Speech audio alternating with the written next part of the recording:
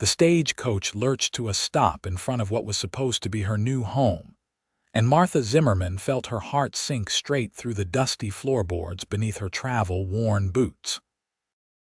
Nothing stood before her but skeletal remains of buildings, sagging fence posts, and an eerie silence that pressed against her ears like cotton wool. Gold Hill, Nevada had looked promising in the letters, described as a thriving ranch with cattle and a man named Thomas Irwin, who needed a wife to help build a life in the Western Territories. The year was 1878, and Martha had left everything behind in Philadelphia, her family's disapproval ringing in her ears as she boarded that first train westward. She had expected a rough frontier life, certainly, but she had not expected complete abandonment.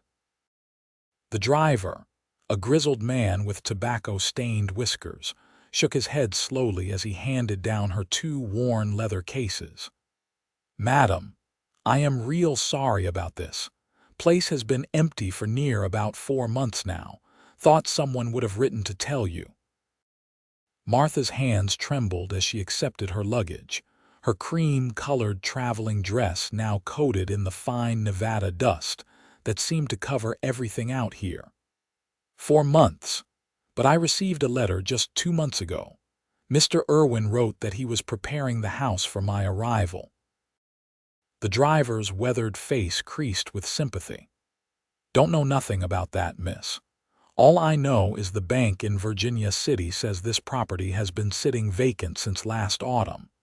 Previous owner moved on, or so they say. I can take you back to Virginia City if you want. There is a boarding house there where respectable women can stay." She looked at the ranch again, really looked this time. The main house was actually still standing, though one of the shutters hung at an odd angle and the front porch sagged dangerously on one side. Beyond it, she could see a barn that appeared more intact than the house, and further still, empty corrals with rails missing like gaps in an old woman's smile. The land itself stretched out in rolling hills dotted with sagebrush and the occasional juniper tree, beautiful in its stark way, with mountains rising purple and imposing in the distance. Something in Martha's chest tightened and then released. She had sold everything she owned to make this journey. Her father had disowned her for pursuing what he called a foolish fantasy, and her mother had wept but ultimately sided with him. Her sister had been the only one to embrace her at the station, pressing a small bundle of dollars into her hand and whispering that some dreams were worth chasing, even when they led to uncertain places. "No," Martha heard herself say, her voice stronger than she felt. "No, I will stay. At least for tonight. I need to think about what to do next, and I certainly cannot afford to keep paying for stagecoach rides back and forth." The driver looked doubtful but shrugged. "Suit yourself, madam. Stage comes through once a week on Thursdays. If you change your mind, you just flag me down." "Got a pistol?" Martha blinked. "I beg your pardon, a gun, madam, for protection. This here is wild country, and a woman alone, well, that ain't exactly safe." She shook her head, feeling more foolish by the moment. The driver reached under his seat and produced a small revolver, which he pressed into her hands despite her protests. "Don't argue with me now. Just take it. Probably won't need it, but better to have it and not need it than the other way around. You know how to shoot." "I have never even held a gun before this moment." He spent the next 10 minutes showing her how to load it, aim it, and fire it, making her repeat the steps back to him, until he was satisfied she would not shoot herself in the foot. Then, with a final tip of his hat and a promise to check on her next week, he climbed back onto the stagecoach and drove away, leaving Martha utterly alone in the Nevada wilderness. The silence rushed in like water filling a bowl. Martha stood there for a long moment, her 2 cases at her feet, the unfamiliar weight of the pistol in her pocket, and watched the dust settle back onto the road. A hot breeze picked up, carrying with it the scent of sage and something else, something dry and ancient. A hawk cried out somewhere overhead, and the sound made her jump. She forced herself to pick up her cases and approach the house. The porch steps groaned under her weight but held. The front door was closed but not locked, and when she pushed it open, hinges shrieked in protest. Inside, the air was stale and hot, but to her surprise, the main room was not in terrible condition. Furniture sat draped in dusty sheets like ghosts waiting to be awakened. A stone fireplace dominated one wall, and she could see a kitchen area beyond, and two doors that presumably led to bedrooms. Martha set down her cases and began exploring. Someone had left in a hurry, or perhaps not left at all in the traditional sense. There were still plates in the kitchen, still linens in the bedroom, though everything was covered in months of accumulated dust. It felt wrong, abandoned but not emptied, as though the occupants had simply vanished one day and never returned. She found a well outside, and to her relief, the water that came up was clear and cold. There was wood stacked beside the house, weathered but still usable.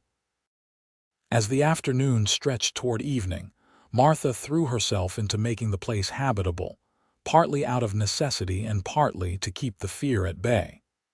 She swept and scrubbed, beat the dust from curtains, and aired out the musty bedding. She found candles and matches, coffee and some preserved foods in sealed jars that still looked good.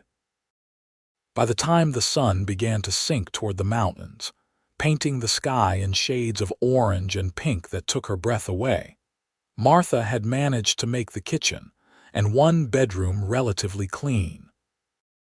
She was exhausted, her hands blistered from unaccustomed work, her dress ruined beyond repair, but she had accomplished something. The house felt less haunted now, more like a place where a person might actually live. She made herself a simple meal of coffee and some hard biscuits she had brought with her, eating while standing at the kitchen window and watching the sunset. The beauty of this land surprised her. Philadelphia had its charms, certainly, with its society and culture and busy streets. But there was something raw and honest about this place that called to something deep inside her she had not known existed. As darkness fell, Martha lit candles and settled into a chair by the fireplace, too exhausted to be properly afraid. Tomorrow she would figure out what to do. Tomorrow she would make plans. Tonight she would simply rest. She must have dozed off in the chair because she woke with a start to find moonlight streaming through the windows and the candles burned down to stubs. Something had woken her, some sound that did not belong. She sat very still, her heart hammering, and listened. There it was again, footsteps on the porch, slow and deliberate. Martha's hand flew to her pocket, fingers closing around the pistol. She stood slowly, trying not to make the chair creak, and faced the door. The footsteps stopped. For a long moment there was nothing but silence. Then a knock, firm but not threatening, 3 measured raps against the wood. "Who's there?" Martha called out, proud that her voice did not shake too badly. A pause, and then a male voice, deep and with a slight roughness to it as though from disuse. "Name's Thomas Irwin, madam." "I believe you might be looking for me." Martha's breath caught. Her mind reeled.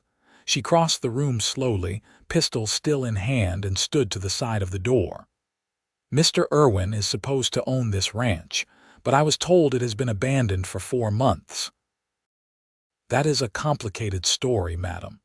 One I would be happy to explain if you would let me in. Or I can talk through the door if that makes you more comfortable. But I have been waiting for you, and I am mighty glad you are finally here." Something in his voice, a weariness mixed with relief, made her believe him. Or perhaps she was simply too tired and overwhelmed to be sensible. She tucked the pistol back into her pocket but kept her hand on it, then opened the door. The man who stood on her porch was not what she had expected. The letters had told her he was 30 years old, a rancher trying to build a life in Nevada. What they had not conveyed was the sheer physical presence of him. He was tall, well over 6 feet, with broad shoulders and a lean build that spoke of hard work and harder living. His hair was dark and hung a bit too long, brushing his collar, and his face was tanned and weathered, with strong features and eyes that were difficult to read in the moonlight. He wore typical ranch clothing, all of it well worn but clean, and a hat that he removed as soon as she opened the door.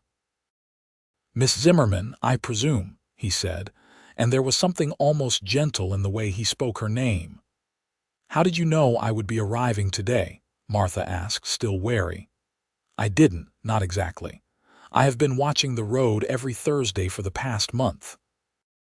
The stage comes through on Thursdays." He shifted his weight, and for the first time she noticed he looked tired, deeply tired. "I know how this must look. I know what you must think. May I come in and explain?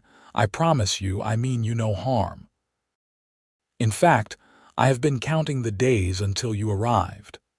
Martha stepped back and gestured for him to enter. He moved past her, and she caught the scent of horse and leather and the outdoors. He stood in the middle of her cleaned room, looking around with an expression she could not quite decipher. "You have been cleaning," he said softly. "Thank you for that. I have been unable to spend much time here lately. Mr. Irwin, the stage driver, told me this place has been abandoned for months. Yet you wrote to me 2 months ago. You sent money for my passage. You made promises." Martha heard her voice rising and forced herself to stay calm. "I have traveled 2,000 miles to be here. I have left my entire life behind. I believe I deserve an explanation." He turned to face her fully, and in the candlelight she could see his eyes were a clear gray, like storm clouds over the mountains. "You are absolutely right. Please sit down. This is going to sound, well, it is going to sound like I am insane, but I swear to you, every word is true." They sat, Martha perched on the edge of the clean chair, Thomas on an old settee that he pulled from beneath its dust cover. He held his hat in his hands, turning it slowly as he spoke. "I bought this ranch 3 years ago," he began. "Came out here from Missouri with dreams of building something permanent, something real. I worked hard, got the cattle herd up to a decent size, made improvements to the land. But I was lonely. A man can work himself to death out here and never speak to another soul for days at a time. So I did what a lot of men do in these territories. I sent away for a bride." Martha nodded. This part she knew. This was how she had come to be here in the first place, answering an advertisement in a Philadelphia newspaper. "That was you," Thomas continued. "We exchanged letters for months. I told you about the ranch, about my hopes for the future. You told me about your life in Philadelphia, about wanting something different. I felt like I was getting to know you, and I started to care about you even before we met." "Then why did you abandon the ranch?" Martha asked. "I didn't, not by choice." He took a deep breath. "Last September I was out checking the cattle in the northern pasture when my horse spooked. Rattlesnake, probably. I was thrown, hit my head on a rock. When I woke up it was dark and I was alone.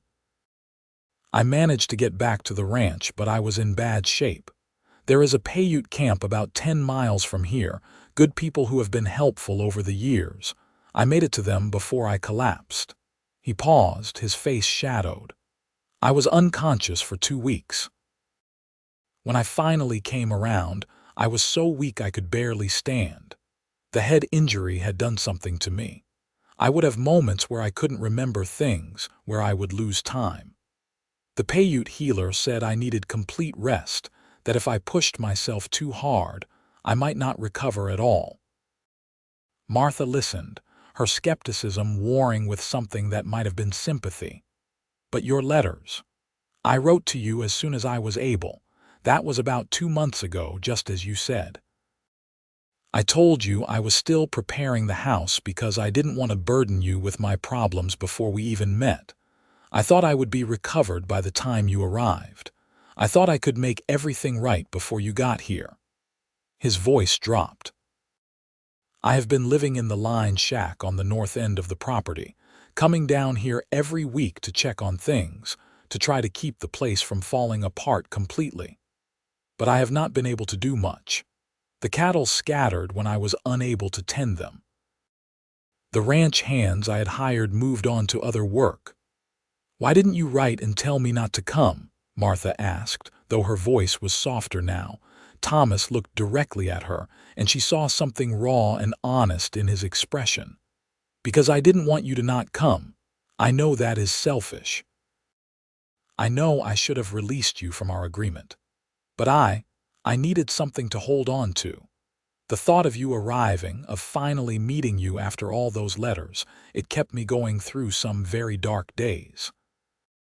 They sat in silence for a moment, the candles flickering and casting moving shadows on the walls.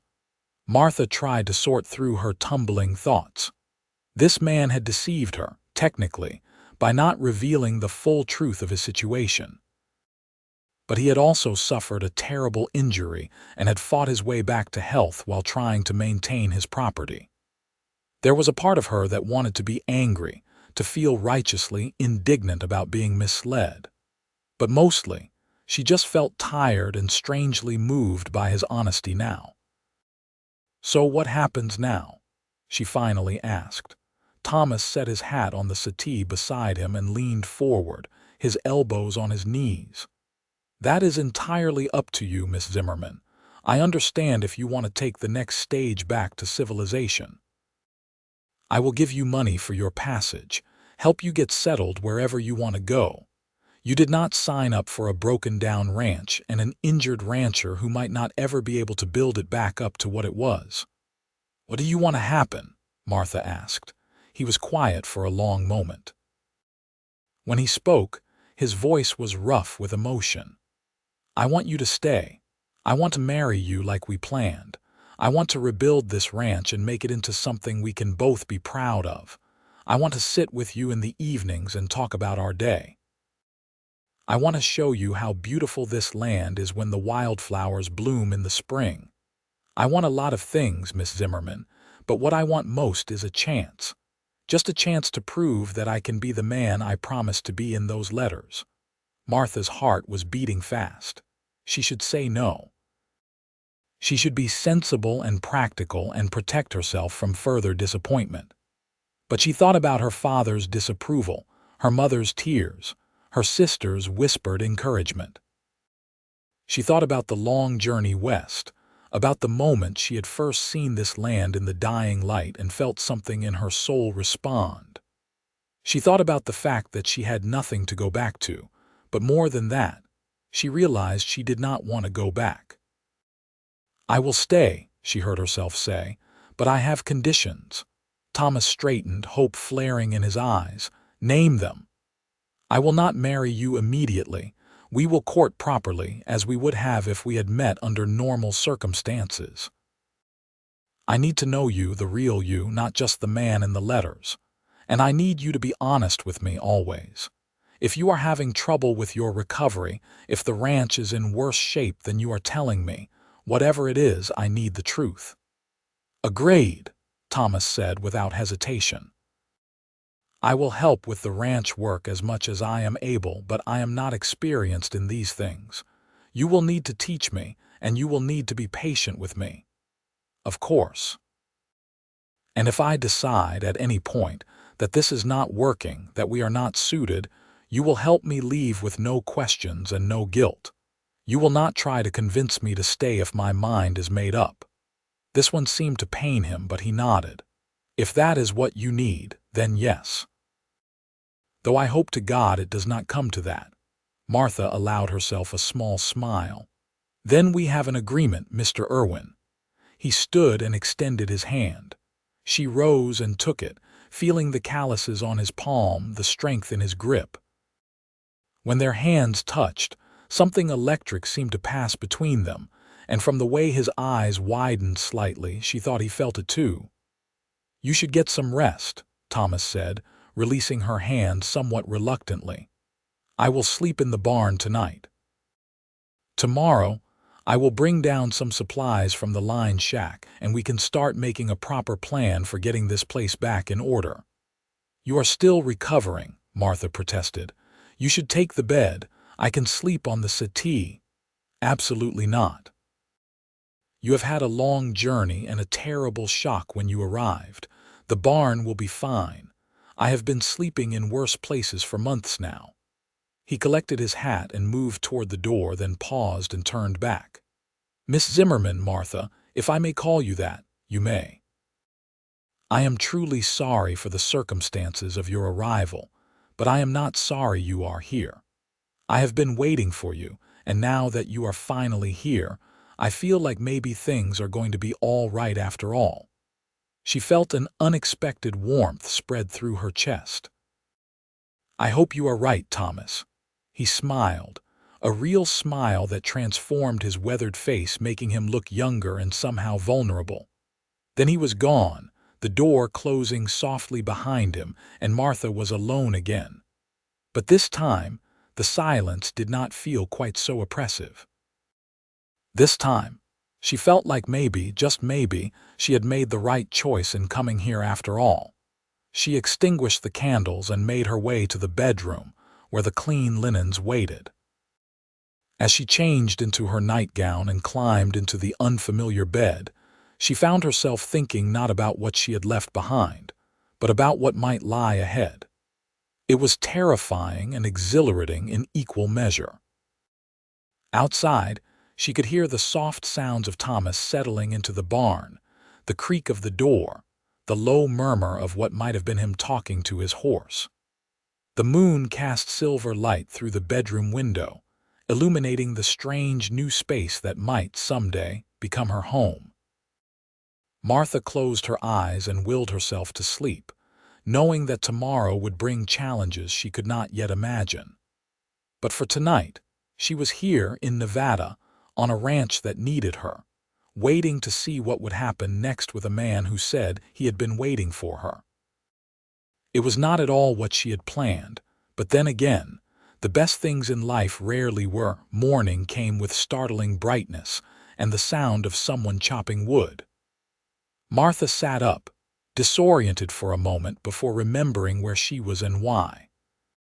She dressed quickly in one of her more practical day dresses, though even that felt too fine for ranch work, and braided her long, dark hair into a simple plait down her back. When she emerged from the bedroom, she found the main room empty but with definite signs that Thomas had been there. The fireplace had been prepared with kindling and wood, ready to be lit. A bucket of fresh water sat by the kitchen pump. Through the window, she could see him in the yard, splitting logs with steady, powerful strokes.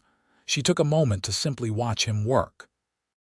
His movements were fluid and practiced, despite what he had said about his injury. He had removed his jacket in the warming morning air, and his shirt clung to his back with perspiration. There was something almost hypnotic about the rhythm of his work, the rise and fall of the axe, the crack of wood splitting cleanly. Martha shook herself from her reverie and set about making coffee and preparing a simple breakfast from the supplies she had found. She was just pouring 2 cups of coffee when Thomas came through the door, arms laden with the split wood. "Good morning," he said, looking pleased to see her up. "I hope the noise did not wake you too early." "I should have been up anyway," Martha replied, handing him one of the cups. "We have much to discuss, and even more to do, I imagine." They sat at the small kitchen table, and over coffee and biscuits, they began to make plans. Thomas explained the full extent of the ranch's difficulties. Most of the cattle had indeed wandered off or been rustled during his absence. The property taxes were coming due in 3 months. The house needed repairs, the barn needed repairs, the fences needed mending. It was a daunting list. "I have some money saved," Thomas said. And I can get work in Virginia City if necessary, though I hate to leave you alone here. We might be able to get a loan from the bank, but they will want to see that we can make the ranch productive again first. Martha thought about the small bundle of money her sister had given her, now hidden in her trunk. I have a little as well. Not much, but it might help. Thomas looked at her with an expression of deep gratitude. You are already invested in saving this place, and you have only been here one night. I do not deserve your help, Martha, but I am grateful beyond words for it. We have an agreement, Martha said simply. Besides, I cannot very well live here if the house falls down around our ears. It is as much in my interest to repair things as it is in yours. They spent the rest of the morning assessing what needed to be done most urgently.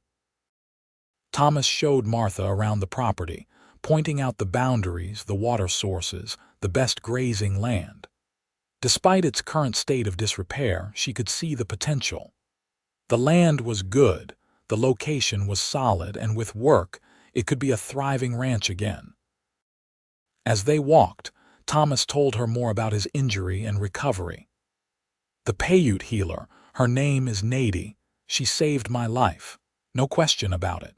She used herbs and poultices I had never heard of, and she sat with me during the worst of it when I was burning with fever. Her husband, Peta, he is the one who found me actually, wandering half-conscious trying to get to their camp. They did not have to help me, but they did. I would like to meet them, Martha said. To thank them, Thomas smiled. They would like that. Nady especially has been curious about you. I may have mentioned in my fevered ramblings that I was expecting a bride from the East. Over the following days, they fell into a routine. Thomas worked on the most pressing repairs while Martha took over the domestic tasks and helped where she could with the outdoor work. She learned how to properly clean and maintain the chicken coop, which still had a few hens that had somehow survived the months of neglect. She learned how to pump water efficiently, how to bank a fire to last through the night, how to cook with the limited supplies available.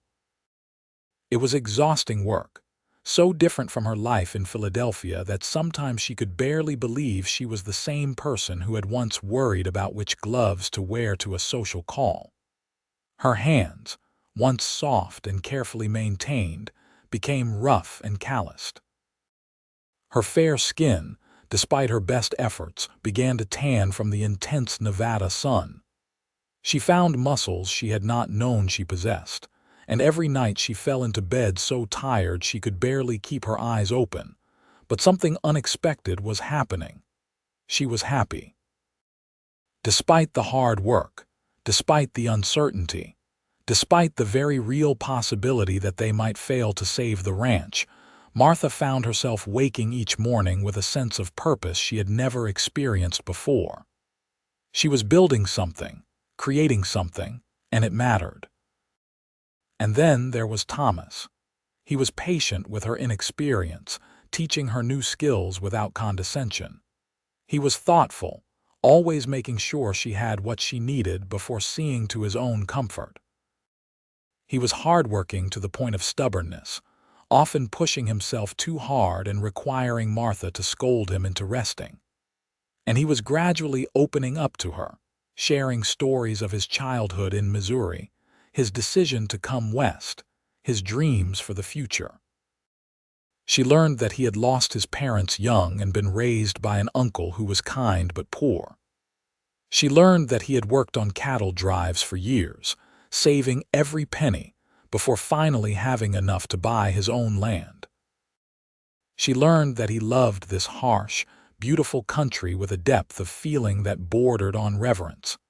In turn, she told him about her life in Philadelphia, about her father's shipping business, and his expectations that she would marry one of the suitable young men in their social circle.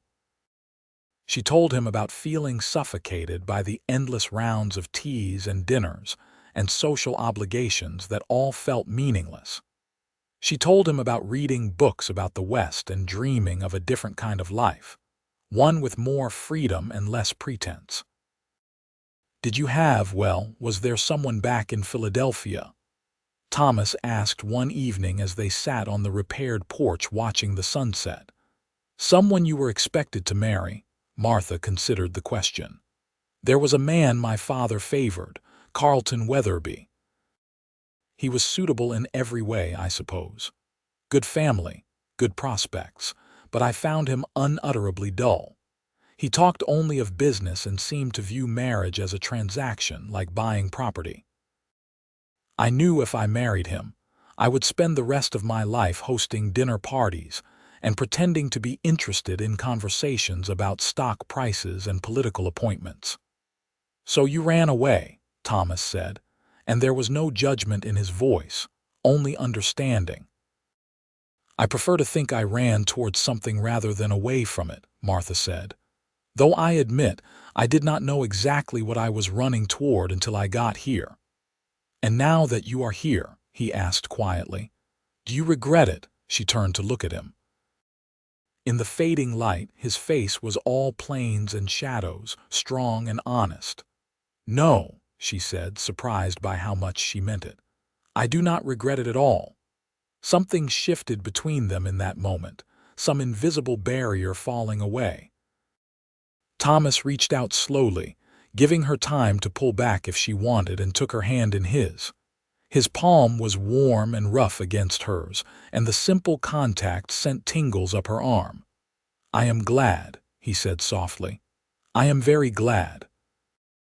They sat like that as the stars began to emerge, holding hands and watching the vast Nevada sky turn from purple to black.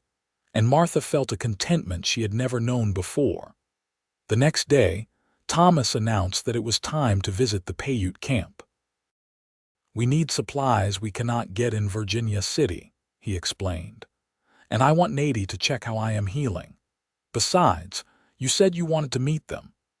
They set out early, Martha riding behind Thomas on his horse since her experience with horses was limited to sedate carriage rides in the city.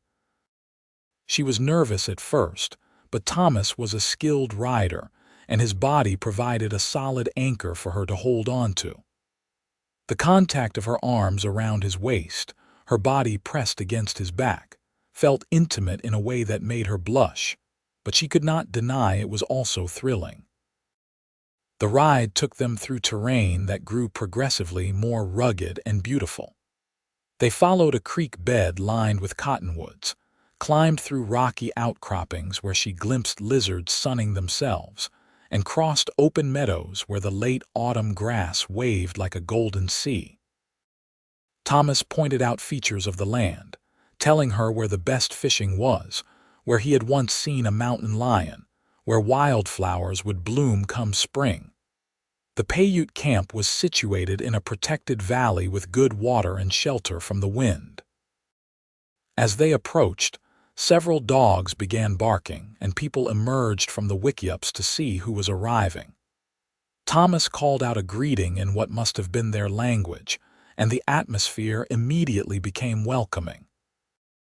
An older woman came forward, her face weathered but her eyes bright and intelligent. "Thomas," she said, her English clear though accented, "it is good to see you, and this must be the woman from the East you told us about. Nady, this is Martha Zimmerman." "Martha, this is Nady, the healer I told you about." Martha dismounted somewhat clumsily and approached the woman, unsure of the proper protocol. "I am very pleased to meet you. Thomas told me you saved his life. I cannot thank you enough for that." Nady looked her up and down with frank appraisal, then smiled. "He did most of the saving himself by being too stubborn to die. I just helped. Come, you will eat with us and we will talk." They spent several hours in the camp, and Martha found herself fascinated by everything she saw. The Paiute lived simply, but with a deep understanding of the land that she found humbling. Nady showed her plants that could be used for medicine, explained how they harvested pine nuts in the fall, described the seasonal movements they made to follow game and gather resources. Peta, Nady's husband, was quieter than his wife but equally kind. He told Thomas about movements of wild horses in the area, asked about the ranch, and offered to help round up any stray cattle that might still be on the range. "We have seen some with your brand," he said. "They have not gone far." As the women prepared food, Nady spoke quietly to Martha. "You are different than I expected. Softer, maybe. Eastern women usually do not last long out here, too hard for them." "It is hard," Martha admitted, "but I am learning. I want to make it work." "Why?" Nady asked, her eyes sharp. "You could go back. Thomas would help you. He is a good man, even if he is foolish sometimes." Martha thought about the question. "Because for the first time in my life, I feel like what I do matters. Back east, I was just an ornament, something to be dressed up and shown off. Here, if I do not carry water, there is no water. If I do not prepare food, we do not eat. It sounds simple, but it is real. And that matters to me." Nady nodded slowly. "That is a good answer. Real work for a real life. You might make it after all." Then she leaned in closer. "And how is it between you and Thomas? He cares for you, I can see this. Do you care for him?" Martha felt herself blushing. "We are still getting to know each other. But yes, I think I do. Care for him, I mean." "Good," Nady said firmly. "He needs someone strong. He has been alone too long, thinking he must do everything himself. You will teach him this is not true, yes?" "I will try," Martha promised. When they left the camp, it was with supplies, with offers of help, and with something that felt like friendship beginning to form. As they rode back toward the ranch, Thomas said, "Nady likes you, I can tell. She does not warm to people easily, but she sees something in you." "I like her too," Martha said, and she meant it. "Your friends are good people, Thomas." "They are," he agreed. "Though I think calling them friends does not quite capture it. They saved my life and asked nothing in return. That is a debt I can never fully repay." "Not a debt," Martha said thoughtfully. "A bond. There is a difference." Thomas turned his head slightly so she could see his profile. "You are a wise woman, Martha Zimmerman." "I am a woman who is learning," she corrected. "But thank you." The weeks that followed were full of hard work but also of growing closeness. With Petta's help, they managed to round up nearly 30 head of cattle that had scattered but remained in the general area. It was not the herd Thomas had once had, but it was a start. They repaired fences, fixed the worst of the damage to the barn, and made the house weatherproof before the full force of winter set in. Thomas taught Martha to ride properly, and she discovered she had a natural seat and a way with horses that surprised them both. He taught her to shoot more accurately, and though she hoped never to need the skill, she practiced until she could hit a target more often than not. She taught him, in turn, about managing household accounts, about organizing work efficiently, and about the value of rest when his body needed it. They grew comfortable with each other in ways both large and small. Thomas learned that Martha liked her coffee very hot and very strong. Martha learned that Thomas could not carry a tune to save his life, but hummed anyway while he worked. He learned that she read voraciously and would stay up far too late if she had a good book. She learned that he had a dry sense of humor that often caught her by surprise and made her laugh at unexpected moments. And gradually, the distance between them closed. His hand on her waist as he helped her mount a horse began to linger. Her fingers would brush his when passing him a cup of coffee, and neither would pull away immediately. They sat closer together in the evenings, their shoulders touching as they planned the next day's work or simply talked about nothing in particular. It was Martha who finally acknowledged what was happening between them. They were sitting on the porch one November evening, wrapped in blankets against the cold, watching their breath mist in the air. Thomas had been telling her about his plans for spring planting when she interrupted him. "Thomas, I need to say something." He turned to her, immediately attentive. "Of course. What is it?" When I first agreed to stay here, I told you we would court properly, that I needed to know the real you before making any commitments. She paused, gathering her courage. I think I know you now. I think I have known you for a while.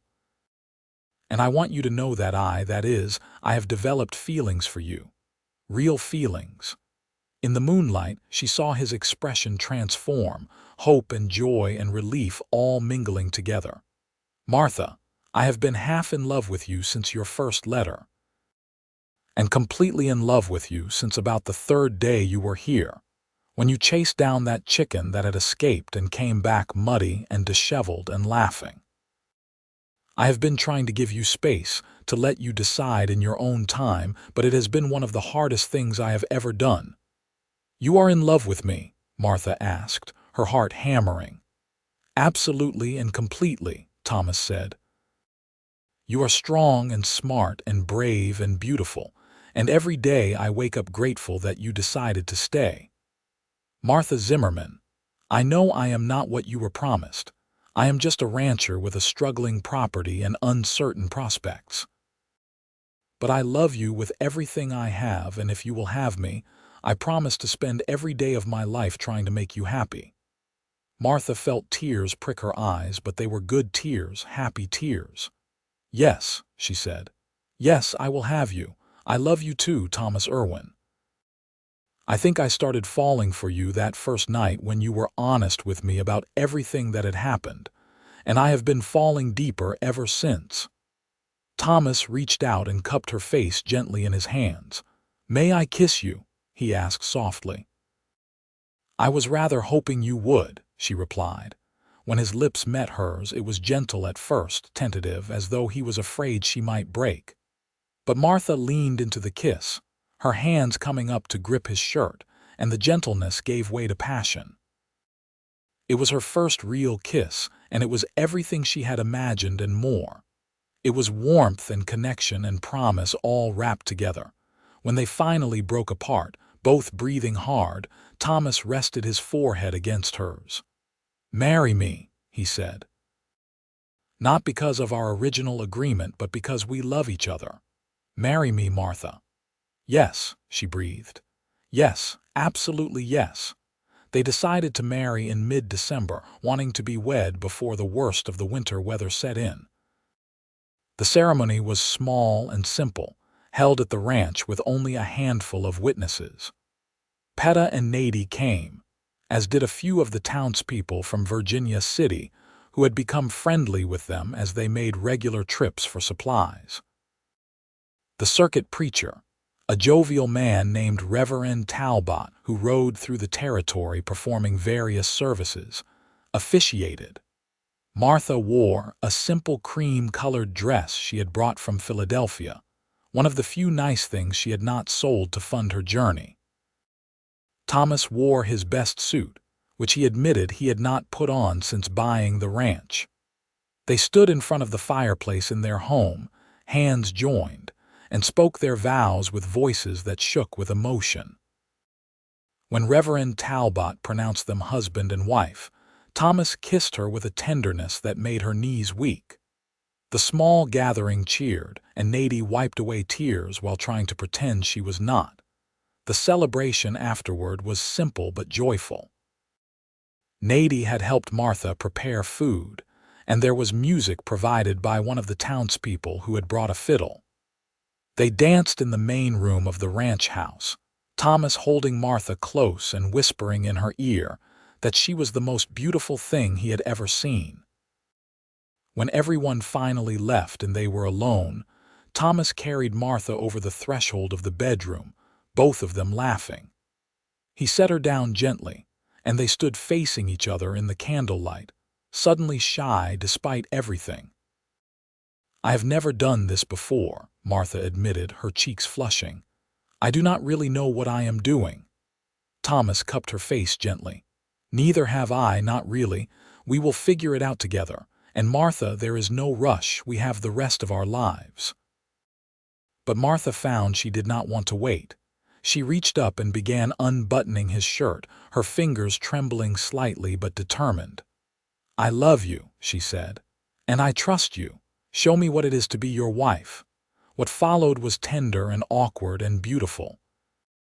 Thomas was gentle with her, patient, showing her with his hands and mouth and body what it meant to be loved completely. There was some pain, as she had been warned there might be, but it was brief and overshadowed by the intimacy of the experience, the profound connection of becoming one with the person she loved. Afterward they lay tangled together in the bed, Martha's head on Thomas's chest, his arms wrapped securely around her. "I did not know it could be like that," she murmured. "So intense, so overwhelming." "It will get even better," Thomas said, his voice rough with emotion. "As we learn each other, as we grow together. Martha, you have made me the happiest man alive. I hope you know that." She tilted her head up to kiss him. "Then we are even, because you have made me happier than I ever imagined possible." They made love again, slower this time, exploring each other with more confidence. And when they finally fell asleep as the moon set and dawn approached, they did so wrapped in each other's arms, two people who had found in each other exactly what they needed. The winter that followed was hard but manageable. They had prepared as well as they could, stockpiling food and wood, making sure the animals were sheltered. There were storms that kept them housebound for days at a time, snow piling up outside until the world was white and silent. But inside the ranch house, there was warmth and laughter and love. Thomas taught Martha to play cards, and they spent long evenings competing over games of poker, using dried beans as currency since neither wanted to gamble with real money. Martha read aloud to Thomas in the evenings, sharing the books she had brought with her, and discovering that he loved stories as much as she did, though he had never had much time for reading. They talked about their plans for the ranch, dreaming big even while being realistic about their challenges. Thomas wanted to increase the cattle herd, maybe try breeding horses. Martha suggested they could also grow vegetables to sell in Virginia City, maybe keep bees for honey. They talked about building a bigger barn, about adding rooms to the house, about all the possibilities that lay ahead. And they learned each other's bodies, discovering what brought pleasure, what made the other gasp or sigh or laugh. Their physical relationship deepened, becoming less about the act itself and more about the connection it represented, the vulnerability and trust they shared. In February, Martha realized her monthly courses had not arrived.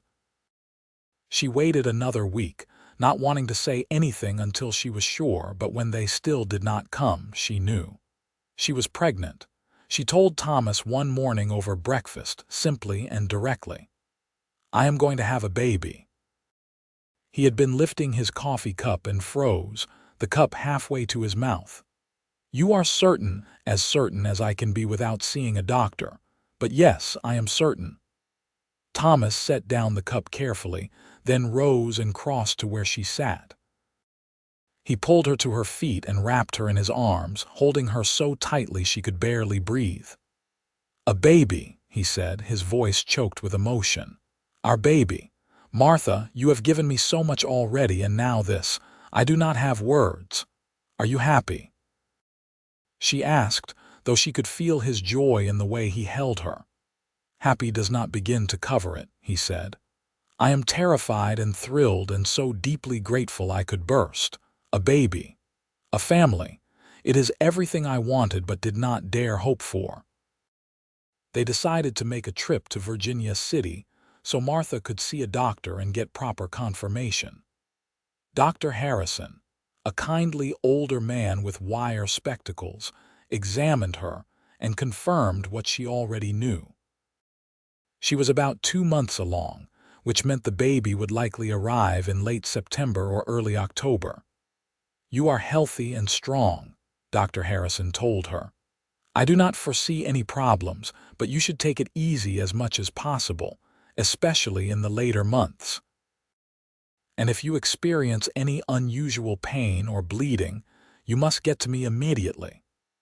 On the ride back to the ranch, Martha found herself thinking about what kind of mother she would be. Her own mother had been distant, more concerned with social obligations than with her children. Martha wanted something different for her child, something warmer and more present. She wanted her son or daughter to grow up knowing they were loved unconditionally, that they mattered. "What are you thinking about?" Thomas asked, glancing back at her. "About the baby. About what kind of parents we will be." "Good ones," Thomas said with certainty. "Loving ones. That is all that matters, really. Love and doing our best." As spring arrived and the snow melted, revealing the brown earth beneath, they threw themselves into preparing for both the coming planting season and the coming baby. Thomas began building a cradle in the evenings, working the wood with careful attention to detail. Martha sewed baby clothes from soft fabric she had purchased in Virginia City, her hands creating tiny gowns and blankets. The ranch was doing better too. With Petta's continued help, they had managed to grow the cattle herd through some smart trades and careful management. The vegetable garden Martha had planted was thriving, and they had already made some successful sales in Virginia City. Money was still tight, but they were managing, slowly building toward stability. Martha's pregnancy progressed smoothly through the spring and into summer. She remained active, though Thomas fussed over her constantly, trying to get her to rest more than she wanted. Her belly grew round and full, and she loved feeling the baby move inside her, little kicks and flutters that reminded her a new life was forming. In early June, they received unexpected news.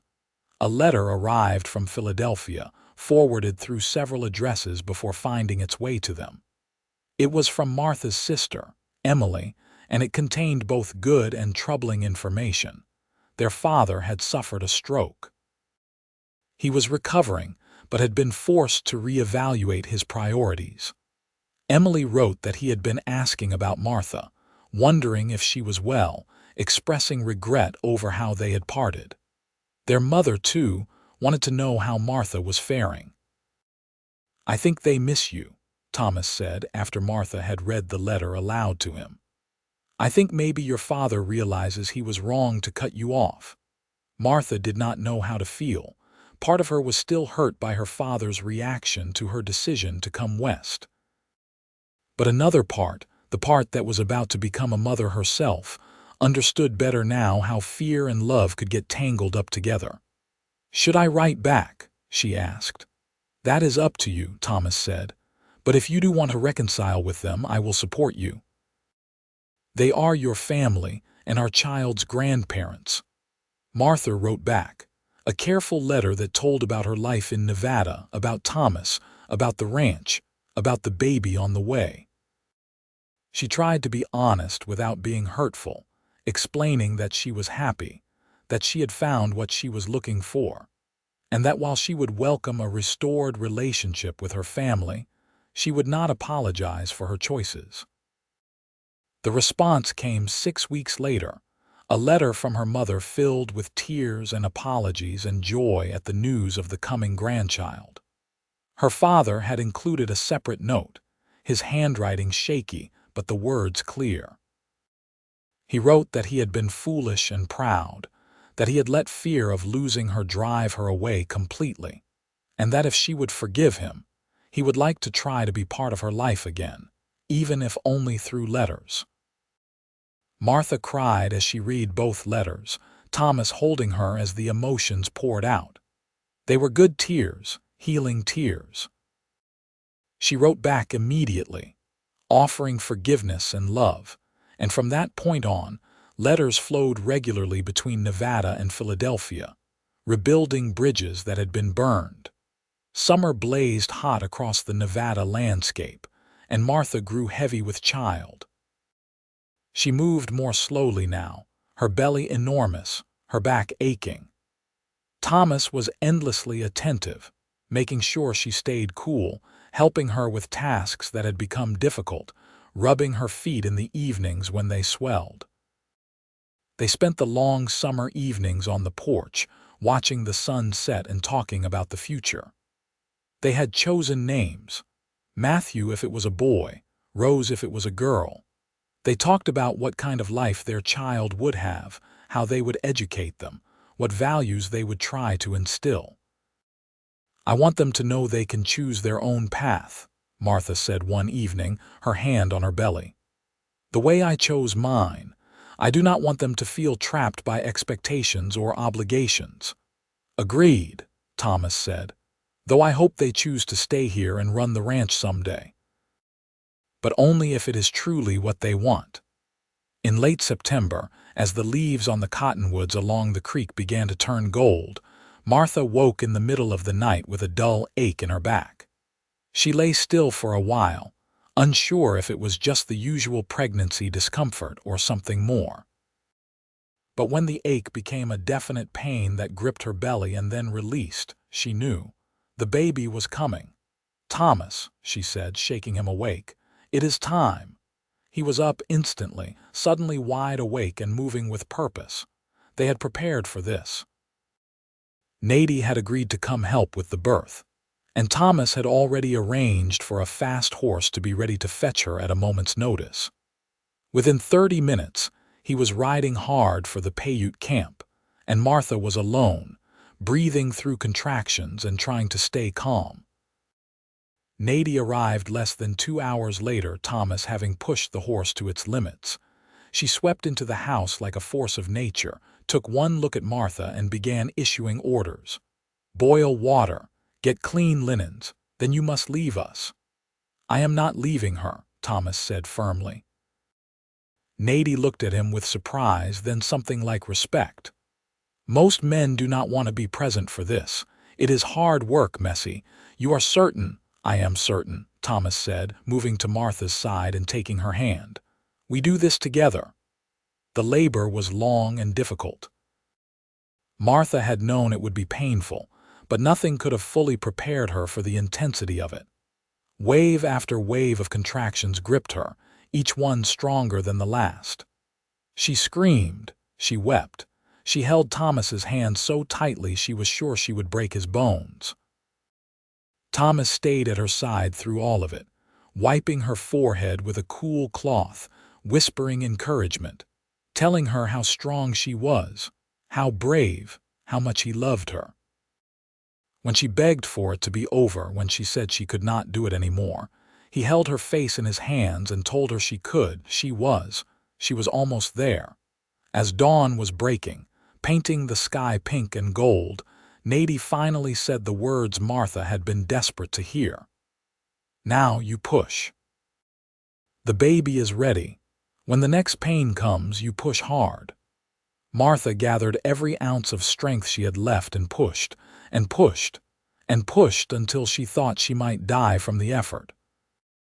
And then suddenly, miraculously, there was a release, a sense of something leaving her body, and the thin wail of a newborn baby filled the room.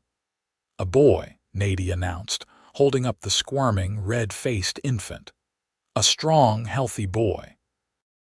Martha collapsed back against the pillows, exhausted beyond measure, but filled with a joy so profound it felt like her heart might burst.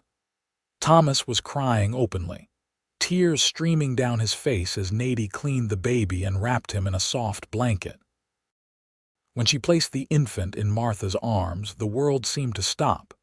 Martha looked down at her son's tiny face, his dark hair plastered to his head, his eyes scrunched shut, his fists waving in the air, and felt a love so intense it was almost painful. "Matthew," she whispered. "Hello, Matthew. We have been waiting for you." Thomas leaned over them both, one arm around Martha, one finger gently stroking Matthew's soft cheek. "He is perfect," he said in wonder. "Absolutely perfect. Martha, you are incredible. Thank you for this gift." They stayed like that for a long time, the three of them cocooned together in the early morning light, a family complete.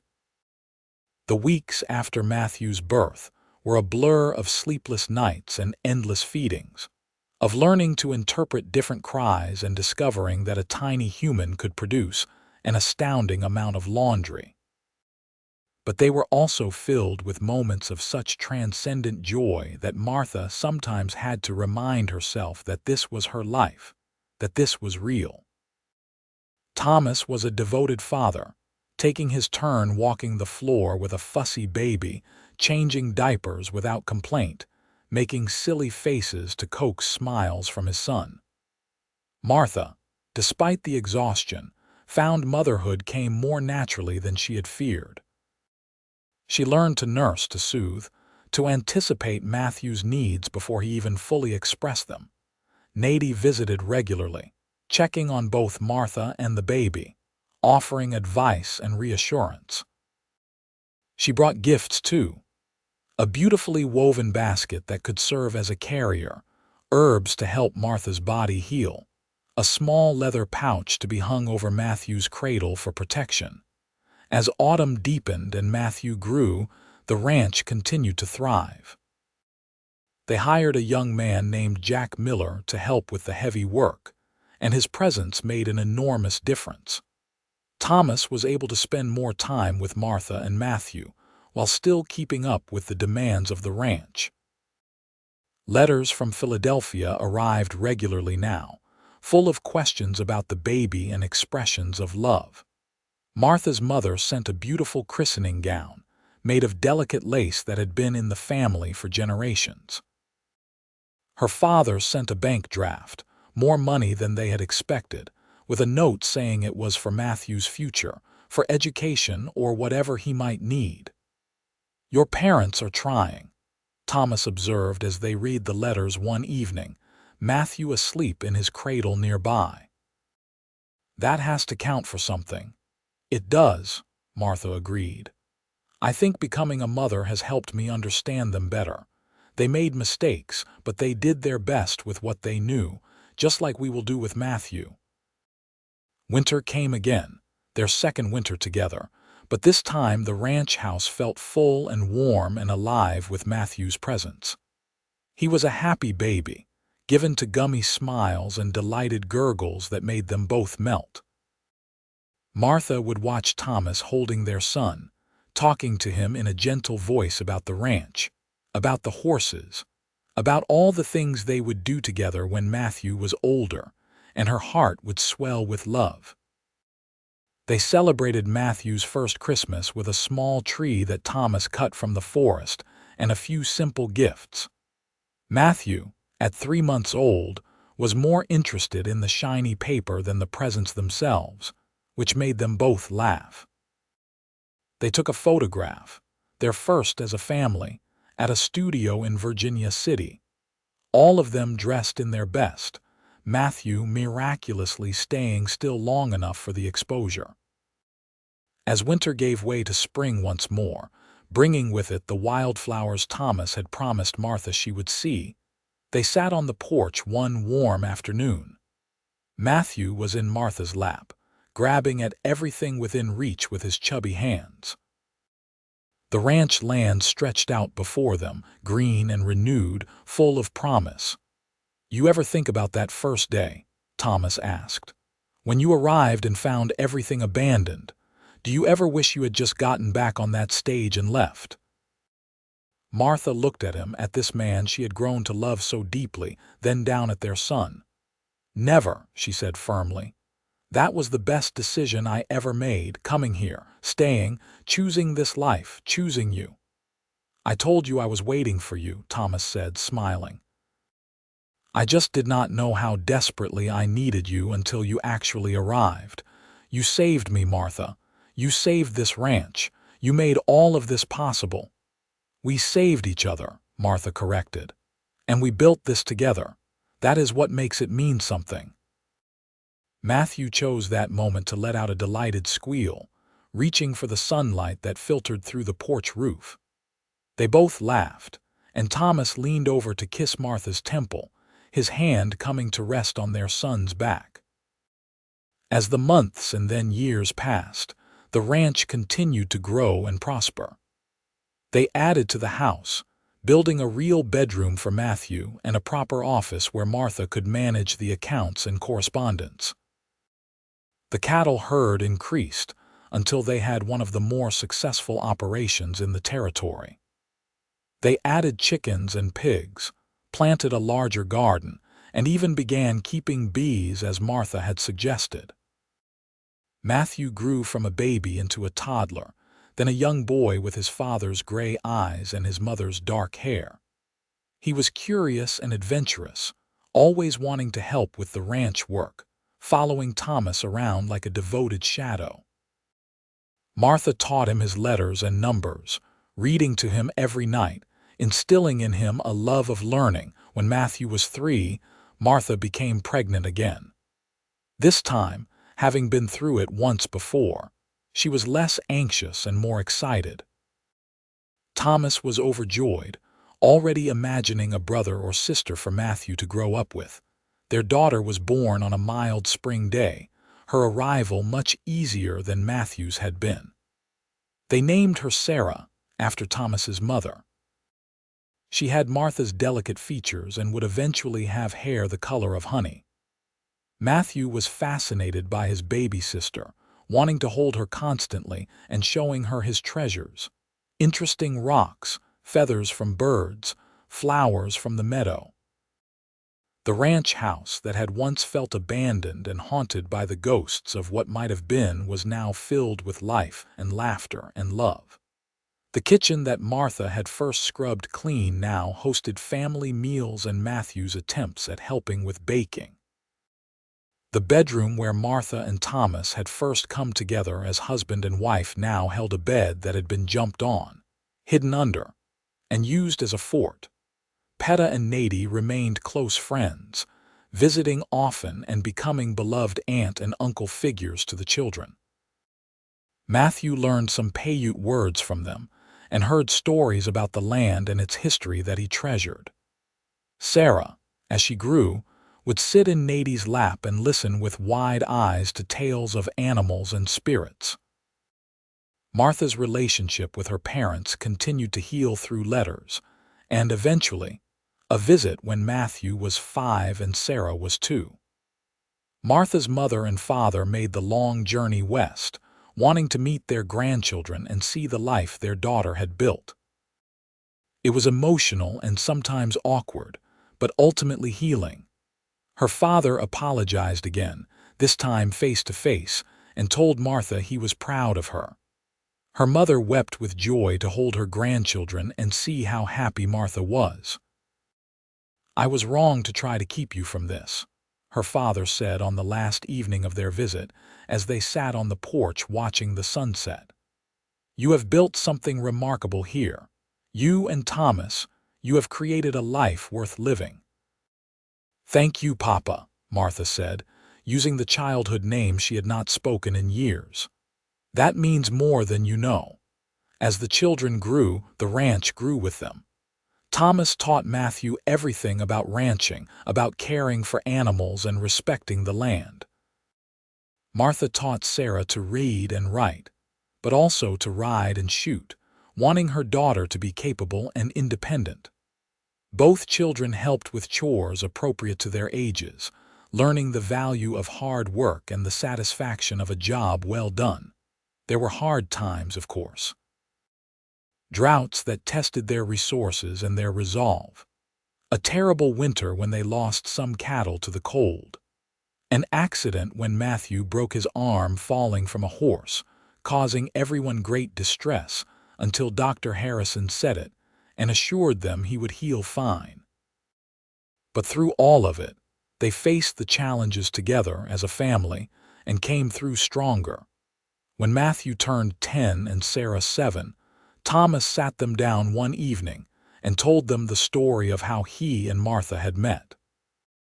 He told them about the letters, about his injury, about Martha arriving to find the ranch abandoned and him waiting for her.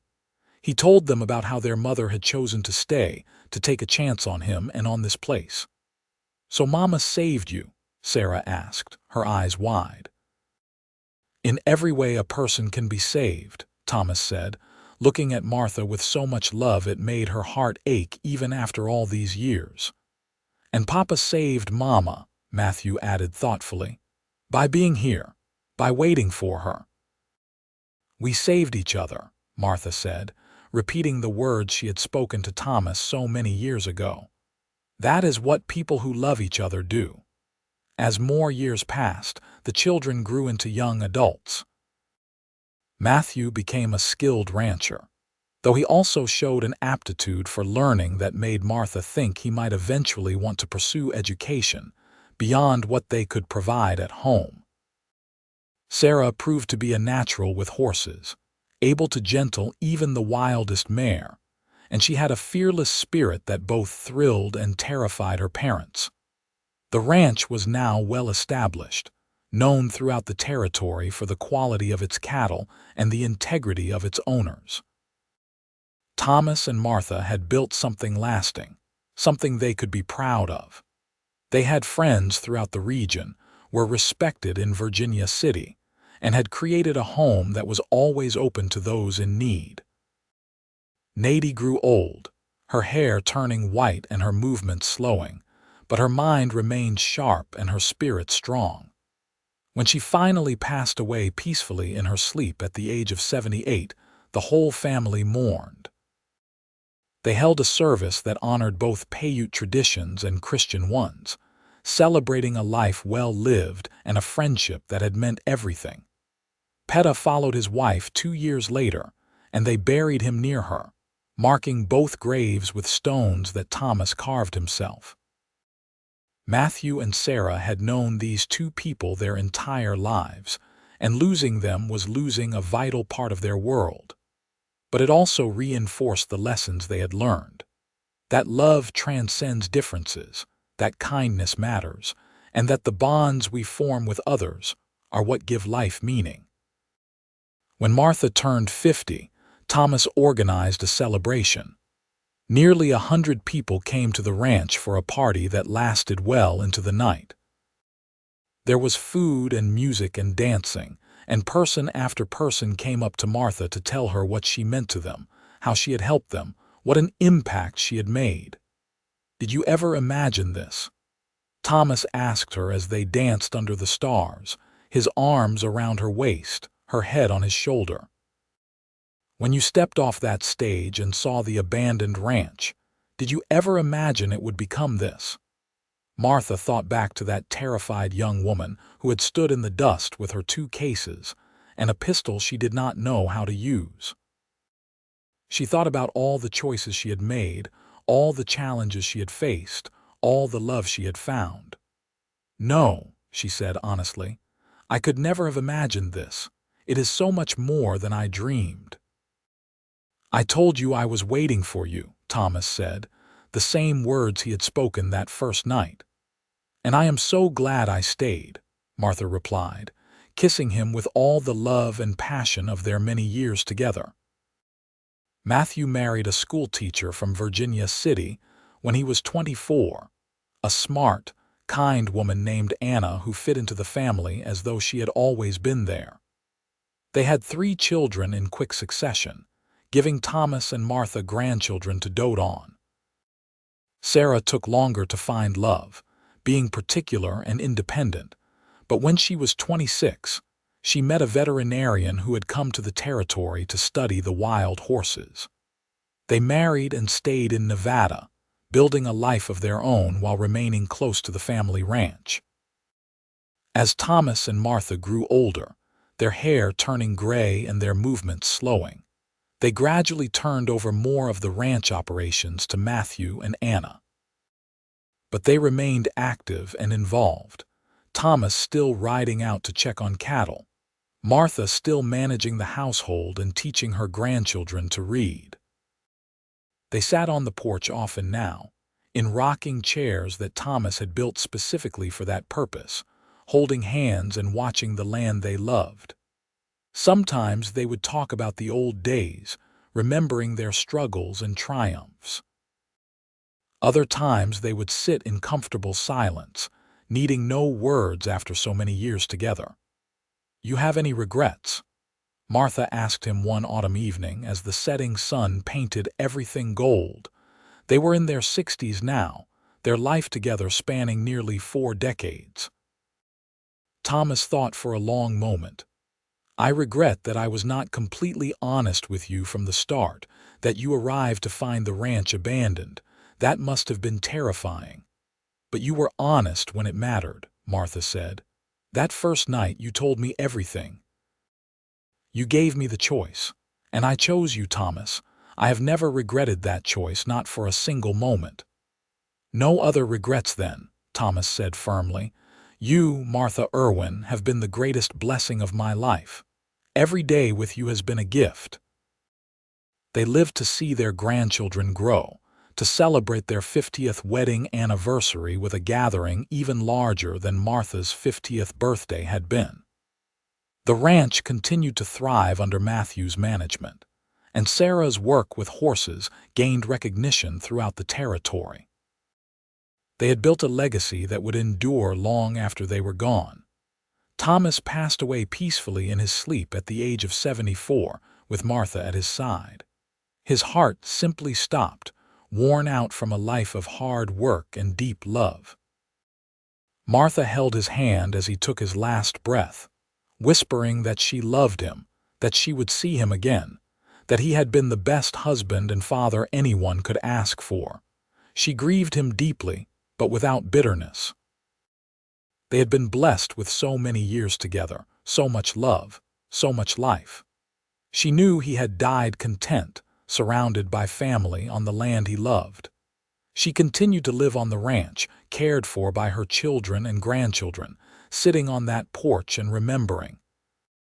Martha lived another 12 years, watching her grandchildren become adults, meeting great-grandchildren, seeing the ranch continue to prosper.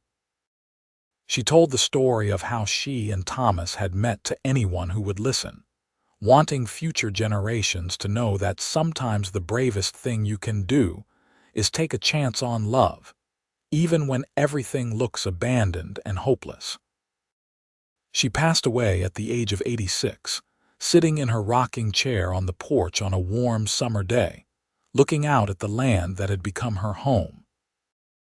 Her last conscious thought was of Thomas, of that first night when he had said he was waiting for her, and her certainty that wherever she was going next, he would be there, waiting for her still.